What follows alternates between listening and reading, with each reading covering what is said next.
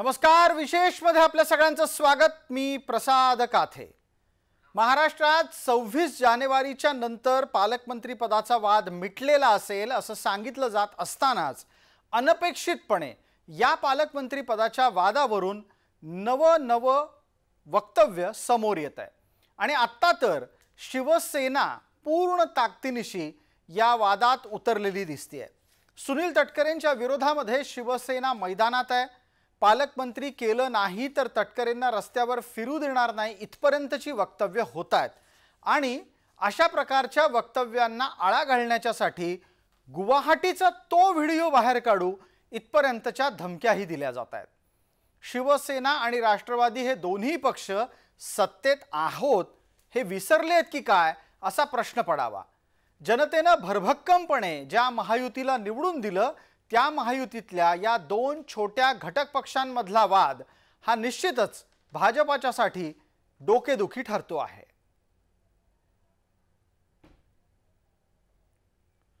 पालकमंत्री पदाचा हा संघर्ष विकोपाला गेला आणि तो 26 जानेवारी पर्यंत काहीसा थांबवण्यात मुख्यमंत्री फडणवीसांना यश आलं होतं।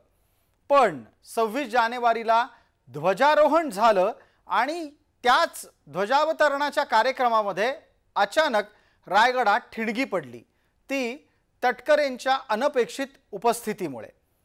या वादाला पुढे एका टप्प्यावर नेत असतानाच उदय सामंतांचं नवं वक्तव्य समोर आलं। मी आमच्या आमदारांच्या म्हणजे एक मंत्री आणि दोन आमदारांच्या भावना आहेत त्या तीव्र आहेत।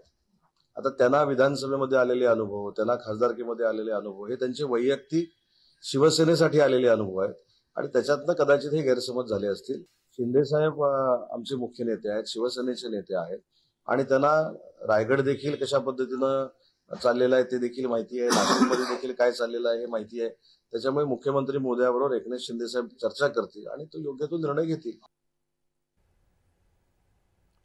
दुसऱ्या बाजूला हा विषय वाढतोय असं लक्षात येताच राष्ट्रवादीनं या वादात उडी घेतली आणि चक्क शिवसेनेच्या तीनही आमदारांना इडियट म्हणजे मूर्ख म्हणून टाकलं। त्यांना मूर्ख म्हणून राष्ट्रवादीचे प्रवक्ते गप्प बसले नाहीत, तर या तीनही इडियट लोकांना शिंदेंनी समजावून सांगावं असा सल्ला सुद्धा दिला। शिंदे साहेब, या 3 इडियट्सना आवरा। हे ज्या पद्धतीची भाषा बोलायला लागले त्यांना आम्हाला जशास तसं उत्तर द्यावं लागेल, कारण ही रायगडची संस्कृती नाही। छत्रपती शिवाजी महाराजांच्या पदस्पर्शाने पावन झालेली ती भूमी आहे आणि त्या भूमीतून अशा पद्धतीचे शब्दप्रयोग होणं हे महाराष्ट्रासाठी दुर्दैव आहे। शिंदे साहेबाला विनंती आहे की तुमच्या या तिघामुळं दोस्तीमध्ये कुस्ती होऊ नये याची काळजी महायुतीचा घटक पक्ष म्हणून शिवसेनेने घ्यावी। आमच्या नेत्यावर जर खालच्या पातळीवर जाऊन टीका केली तर जशास तसं उत्तर हे राष्ट्रवादी काँग्रेस पक्षाकडनं त्यांना दिलं जाईल। मला वाटतंय अशा धमक्या देण्यापेक्षा त्यांनी दाखवावं, परंतु भरत गोगावले किंवा शिवसेनेचे जे काही होते ते गुवाहाटीमध्ये टेबलावरचा डान्सच नाही तर आतमधले सुद्धा व्हिडिओ बाहेर येतील। त्यांनी चॅलेंज करण्याच्या नादामध्ये उघडं पडू नये। जो गमच्या काकेत घालतात तो गमच्या तोंडावर घेऊन पळून जायची वेळ गोगावल्यावर येऊ नये त्याची काळजी त्यांनी घ्यावी। उगाच ओपन चॅलेंज करण्याच्या नादात आपलं पितळ उघडं पाडून गोगावलेने घेऊ नये। 3 इडियट म्हणण्यापासून गुवाहाटीचा व्हिडिओ बाहेर काढू इथपर्यंत राष्ट्रवादीच्या कडून शिवसेनेवर टीका टिप्पणी होते आहे। शिवसेना आणि राष्ट्रवादीतला हा वाद आता पार हमरातुमरीवर आलाय आणि ही हमरातुमरी ही आमदार दळवींनी त्याच शब्दात परतवून लावली। बरेचशेची उंची मोजणं इतपत त्यांना समजणं असं मला वाटतं। बरेचसे रायगडच्या कुशीत जन्माला आलेले आहेत, रायगडवर त्यांची उंची आहे। आमचे वरिष्ठ नेते आहेत, मार्गदर्शक आहेत, महाराष्ट्र मंत्री आहेत आणि दुसरं त्यांनी वक्तव्य केलं की 3 आमदार जे वक्तव्य करतात त्यांचे जे काय रेकॉर्डिंग व्हिडिओ आहे ते बाहेर काढू। त्यांना असं सांगतो, त्यांचे जे पक्षाचे प्रदेश आहेत त्यांची जर कधी व्हिडिओ बाहेर काढले ना तर महाराष्ट्रात देशात फिरताना मुश्किल आहे त्यांना। हे त्यांनी सांभाळून बोलावं, बालिश बुद्धीने बोलू नये असं आमचा सबुरी सल्ला आहे। आम्ही बोलायला गेलो तर खूप काय बोलू शकतो, त्यांनी सबुरीने घ्यावं असं आमचं प्रामाणिक मत आहे। या वादात गप्प बसतील तर ते भरत गोगावले कसले, त्यांनी सुद्धा लगेहात तटकरेंना आव्हान दिलंच. आम्ही आज आव्हान देतो, जर आमच्या हातून एक जरी चूक झाली असती खासदारकीच्या वेळेला आज माझ्या लाडक्या बहिणीच्या समोर सांगतो, मंत्री पदासहित जर राजीनामा नाही दिला तर 2 बापाचा हा माझा चॅलेंज आहे. त्यांनी सांगितलं ना आमचं चुका तरी दाखवून द्यावी एक तरी चूक. जेव्हा दुसऱ्या फळीतले नेते या पद्धतीनं भांडतात तेव्हा लक्षात घ्यायला हवं की राजकारणात त्यांचा बोलविता धनी हा दुसराच कोणीतरी असतो.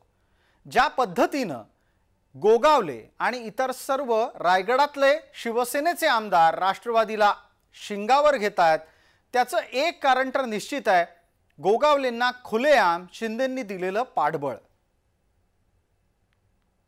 गोगावलेंची नाराजी त्यातनं स्पष्ट त्यांनी मुलाखतीमधून नाही. शेवटी काय अपेक्षा करणं वावगं काय. शेवटी त्याने अनेक वर्ष रायगडमध्ये काम केलंय.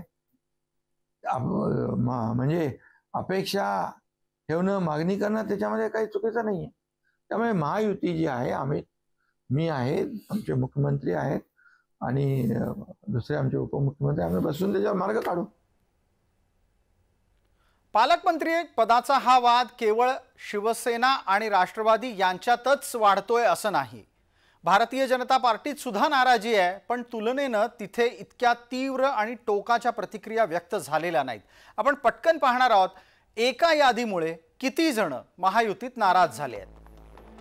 पहिल्या टप्प्यात तुमच्या समोर असलेली नावं पहा. भरत गोगावले, दादा भुसे, माणिक कोकाटे.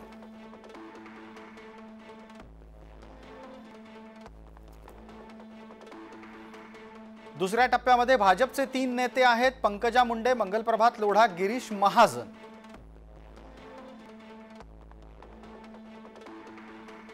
तर तिसऱ्या टप्प्यामध्ये आपल्याला दिसत आहेत 3 नेते आहेत, राष्ट्रवादीचे अदिती तटकरे, हसन मुश्रीफ, धनंजय मुंडे.